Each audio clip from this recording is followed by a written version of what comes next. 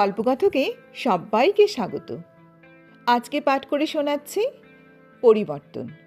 গল্পটি নেওয়া হয়েছে বনফুলের শ্রেষ্ঠ গল্পের বইটি থেকে। শুরু করছি আজকের গল্প পরিবর্তন। খেজুরে গুড়ের সন্দেশ খেয়ে সমস্ত মুখটা তেতো হয়ে গেল, অথচ সন্দেশগুলো ভালোই ছিল। গোড়া থেকে শুনুন তাহলে। হরিমোহন বড়লোক ছিল, টাকার অভাব ছিল না, সুতরাং বেঘরে বিনা চিকিৎসায় মারা যাবে না এটা জানতাম। টাকা দিয়ে যতটা চিকিৎসা ক্রয় করা সম্ভব তা ক্রয় করা হবে, এবং হচ্ছিল। দুজন নামকরা ডাক্তার দিনে দুবার করে এসে হরিমোহনের তত্ত্বাবধান করছিলেন। দুজন নার্স এসে হয়তো তার শুশ্রূষার ভার নিতেন, কিন্তু সরমা, হরিমোহনের স্ত্রী, তা কিছুতেই সম্মত হলেন না। তিনি নিজেই সেবা করতে লাগলেন, এবং তার সেবা নিপুণতা দেখে ডাক্তার দুজনও স্বীকার করতে বাধ্য হলেন যে সেবার কোনো ত্রুটি হচ্ছে না। বেতনভোগী নার্স এতটা করত কিনা সন্দেহ। রোগটা কিন্তু সাংঘাতিক, যক্ষা।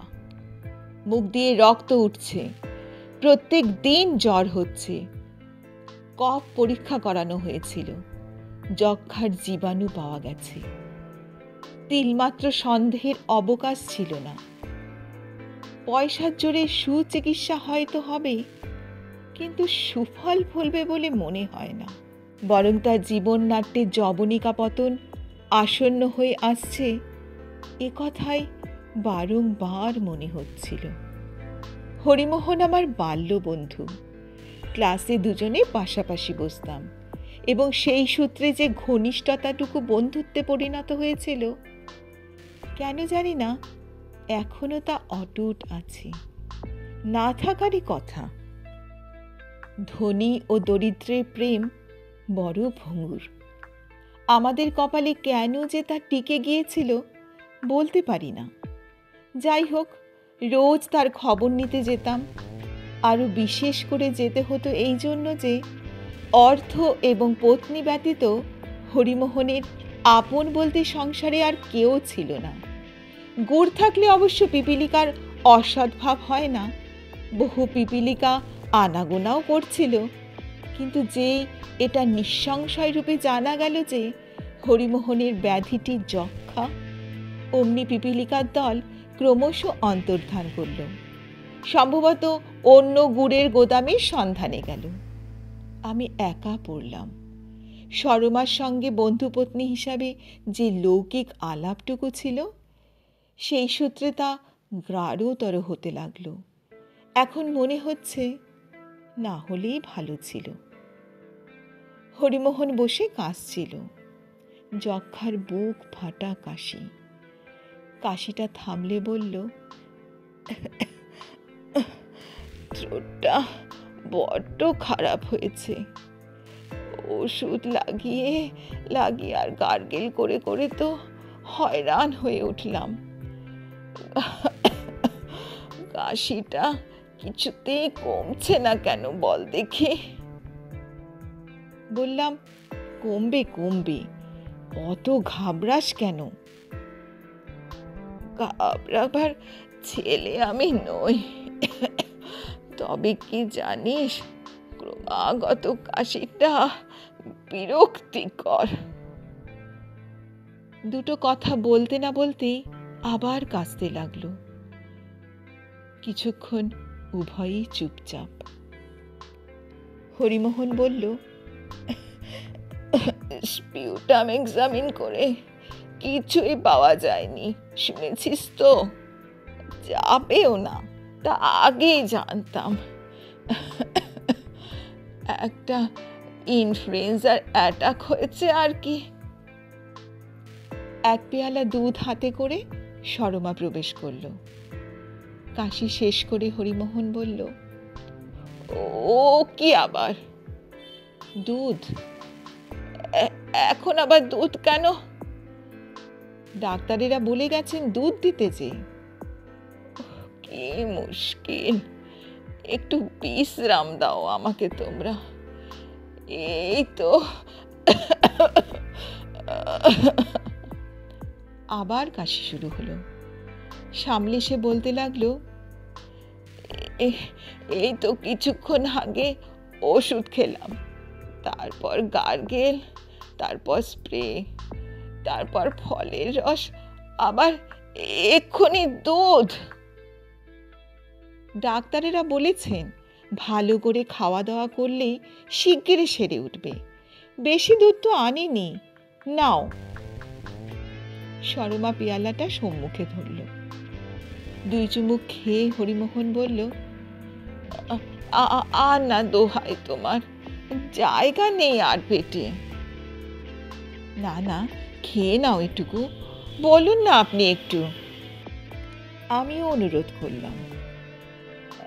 আচ্ছা, আর 1 চুমুক খাচ্ছি তোর অনুরোধে। 8 পেয়ালার বেশি সে কিছুতেই খেলো না। সরমা পেয়ালাটা নিয়ে পাশের ঘরে ঢুকলো। আমিও উঠে পড়লাম। রাত হয়েছিল। সরমাকে একটা কথা বলে যেতে হবে।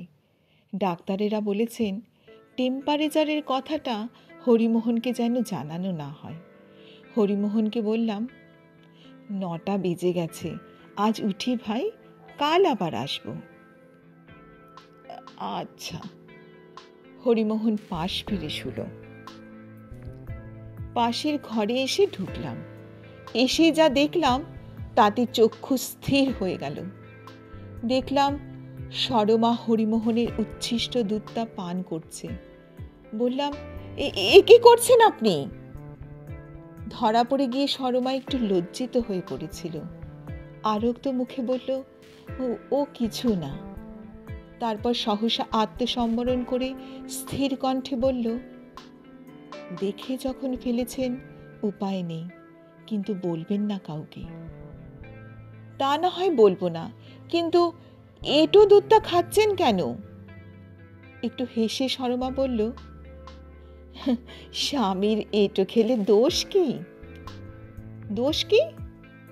যক্ষার সংক্রামণতা সম্বন্ধে আমার যতটা জ্ঞান ছিল বললাম। সরমা আদ্য পান্ত সমস্ত শুনল। তারপর সহসা প্রদীপ্ত 1 জোড়া চোখ আমার মুখের উপর নিবদ্ধ করে বলল, সবই তো বুঝলাম, কিন্তু একটা কথা বুঝিয়ে দিতে পারেন আমাকে? উনি যদি না বাঁচেন, আমার বেঁচে লাভ আছে কোনো? ছেলে মেয়েও যদি একটা থাকতো, তাহলেও বা কথা ছিল। অনেক হিতকথা অনেকক্ষণ ধরে তাকে বললাম। আনত মস্তকে হাসি মুখে নীরবে সে সমস্ত শুনে গেল, প্রতিবাদ পর্যন্ত করল না। হরিমোহনের অসুখ ক্রমশ বাড়তে লাগল। তার যে যক্ষা হয়েছে এই সংবাদ তার নিকটও আর চাপা রইল না। সে জানতে পারল এবং ব্যস্ত হয়ে উঠল। যে 2 জন ডাক্তার দেখছিলেন তারাও ব্যস্ত হলেন এবং আরও 2 জন ডাক্তারকে ডাকা হলো। 4 জনে মিলে ঠিক হলো যে কয়েকটা এক্সরে প্লেট করে নেওয়া দরকার। সেটাও সময় মতো করা হলো। এক্সরে করে দেখা গেল একটা ফুসফুসই আক্রান্ত হয়েছে, অন্যটা একেবারে নির্দোষ আছে। স্যানাটোরিয়ামে গিয়ে অস্ত্রচিকিৎসা করলে সুফল ফলার সম্ভাবনা। অর্থের অভাবও ছিল না, সুতরাং অবিলম্বে হরিমোহন ধরমপুর চলে গেল। সরমাও সঙ্গে গেল। এরপর অনেক দিন হরিমোহনের খবর পাইনি। কিছুদিন চিঠিপত্র লেখালেখি হয়েছিল, তাও কালক্রমে থেমে গেল। হরিমোহন আগের থেকে একটু ভালো আছে, এটা শুনেছিলাম। তারপর হরিমোহন সম্বন্ধে কৌতূহল ক্রমশ কমে গেল। হরিমোহনও বিশেষ খবর নিল না। হঠাৎ একদিন খবর পেলাম হরিমোহন সুইজারল্যান্ড যাত্রা করেছে। কেন, কি বৃত্তান্ত কিছুই জানতে পারলাম না। ভাবলাম টাকা আছে, যাবে না কেন? নিয়মিতভাবে কেরানিগিরি করতে লাগলাম। আদার ব্যাপারে আমি, জাহাজের খবর নেওয়ার অধিকার আমার নেই, সুযোগও ছিল না। হরিমোহন কোনো ঠিকানাও দিয়ে যায়নি। শরৎ বসত অতীত হয়েছে। হরিমোহনের কথা প্রায় ভুলে গিয়েছি। এমন সময় হঠাৎ একদিন তার চিঠি পেলাম। 2 লাইনের চিঠি। ভাই নরেশ, আগামী মঙ্গলবার কলকাতায় পৌঁছব, পারো তো দেখা করো, হরিমোহন। দেখলাম চিঠিখানা লিখেছে দেশের ঠিকানা থেকে। কবে দেশে আসলো সে কিছুই তো জানি না। মঙ্গলবার দিন সন্ধ্যার পর অফিস ফেরত তার বাসায় গেলাম। সে বাড়িতেই ছিল। খুব ঘটা করে আদর অভ্যর্থনা করে বসালো। হরিমোহনের চেহারা দেখে বিস্মিত হয়ে গেলাম। সুস্থ সবল লম্বা চেহারা। কে বলবে এর যক্ষা হয়েছিল? বললাম, বেশ সেরে গেছিস তো? হ্যাঁ, কমপ্লিটলি। যে যে ডাক্তারেরা চিকিৎসা নৈপুণ্যে নিরাময় হয়েছে তাদের গল্প করতে করতে সে উচ্ছ্বসিত হয়ে উঠল। সুইজারল্যান্ড গেছিলি নাকি? হ্যাঁ। কেমন লাগলো? অতি চমৎকার। কেতাবে যা পড়া যায় তার চেয়ে ঢের ঢের বেশি সুন্দর। চল চল, ওপরে চল। ওপরে গেলাম। ওপরে গিয়ে হরিমোহন চিৎকার জুড়ে দিল, সরমা কই, নরেশ এসেছে, চা জল খাবার আনো, বস বস। দামি সোফাটার ওপর একটু সন্তর্পণেই বসলাম। হরিমোহন বলতে লাগলো, তারপর তোর খবর কি বল? তুই তো অনেক বদলে গেছিস দেখছি। কানের কাছে চুলগুলো যে বেবাক পেকে গেছে রে, এরই মধ্যে বুড়িয়ে গেলি। ও দেশে 50 বছরে যৌবন শুরু হয়, বুঝলি? শুরু কথাটার ওপর সে জোর দিল। আমার যে প্রত্যেক দিন একটু একটু করে জ্বর হচ্ছে এবং ডাক্তারেরা আমারও টিবি সন্দেহ করছে, সে কথা আর তাকে বললাম না, বলেও লাভ নেই। শুধু বললাম, ও দেশে আর এদেশে ঢের তফাৎ রে ভাই। তাছাড়া আর একটা কথা ভুলে যাস কেন, সেই 20 বছর বয়স থেকে এক নাগারে কেরানিগিরি করে চলেছি, দম নেবারও অবসর নেই। তাতে কি হয়েছে? খাটলে কি মানুষ রোগা হয়? বলেই হরিমোহন হা হা হা করে হেসে উঠল। ঘর কাঁপানো হাসি, হরিমোহনের বিশেষত্ব। হাসির জোর কিছুমাত্র কম হয়নি, বরং বেড়েছে। তার স্বাস্থ্যের প্রাচুর্য ও মনের তারুণ্য দেখে হিংসা হতে লাগলো। 25 বছর পর তার বয়স যেন আরো বাড়েনি। সরমা এসে প্রবেশ করল, হাতে জলখাবারের প্লেট। সরমাকে দেখে আরো বিস্মিত হয়ে গেলাম। 10 বৎসরে মানুষের এত পরিবর্তন হতে পারে? আমার ভ্রুকুঞ্চিত দৃষ্টি তার মুখের ওপর নিবদ্ধ হওয়াতেই সম্ভবত সরমা একটু সংকুচিত হয়ে পড়ল। চাটা নিয়ে আসি। জলখাবারের প্লেটটা সামনের তেপায়াটার উপর নামিয়ে দিয়ে চলে গেল। কে? হরিমোহনকে বললাম, সরমাকে তো একদম চেনা যায় না। এই 10 বৎসরে ভীষণ বদলে গেছে দেখছি। হরিমোহন স্থির দৃষ্টিতে খানিকক্ষণ আমার মুখের দিকে চেয়ে রইল। তারপর বলল, হ্যাঁ, বদলে গেছে। তুই যাকে দেখেছিলি এ সে নয়, এ আর এক সরমা। সে সরমা বহুকাল আগেই মারা গেছে। তারও টিবি হয়েছিল, 2 লাংসেই।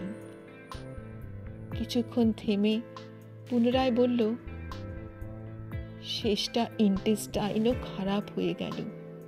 অনেক খরচপত্তর করলাম, কিছুতেই বাঁচল না। দুজনেই কিছুক্ষণ চুপচাপ।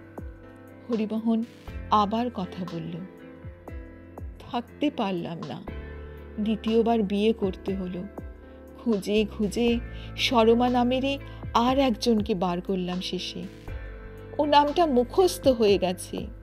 যে লোক গেছে সে আর ফিরবে না জানি, তবু নামটার।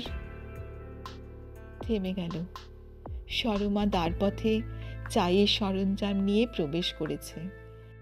হরিমোহনের দিকে নানা রকম খাবারে ভর্তি 1 প্লেট খাবার এগিয়ে দিতেই হরিমোহন বলল, অত আমি খাবো না, কত দিয়েছ আমাকে?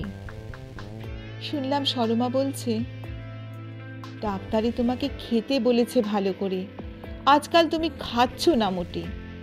একটু বলে দেন তো আপনার বন্ধুকে। হরিমোহন বলল, নরেশের জন্য খেজুর গুড়ের সন্দেশ এনেছ তো? ভারী ভালোবাসে ও খেজুর গুড়ের সন্দেশ খেতে। হ্যাঁ, এই যে আনিয়েছি।